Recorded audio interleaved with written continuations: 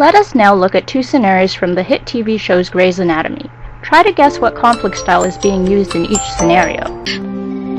Your patient, who's been sliced 9 ways to Sunday, has porphyria. If you had diagnosed it earlier, she could have avoided getting her ovaries taken out and her gallbladder. And yes, I took out her appendix, and I, too, am at fault for not looking at the whole person. But you know the difference between you and me? I learned something from it. I learned when not to cut. I learned to listen to my patient. How could you have not learned in 3 years what took me 3 months to learn? Dr. Bailey. And the reason I had her chart was because you ignored my pages, and she needs to get started on Heman right away.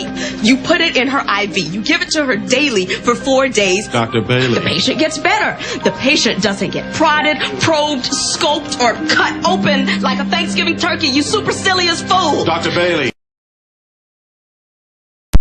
Did you guess correctly? Dr. Bailey acted like a shark. The other doctor was not doing their job, and she was preventing a patient from having unnecessary surgery. Let's now look at scenario 2. Hey, I need a resident to help me out in the clinic to oversee the new interns while I'm working on this patient. No, I'm sorry, I can't help. You can't help. The clinic is voluntary, Bailey. I'm not going to force any residents to go in there with this much going on in the pit, but you can have as many interns as you need, okay? In this scenario, Dr. Torres compromises like a fox with Dr. Bailey by providing interns instead of residents for the free clinic.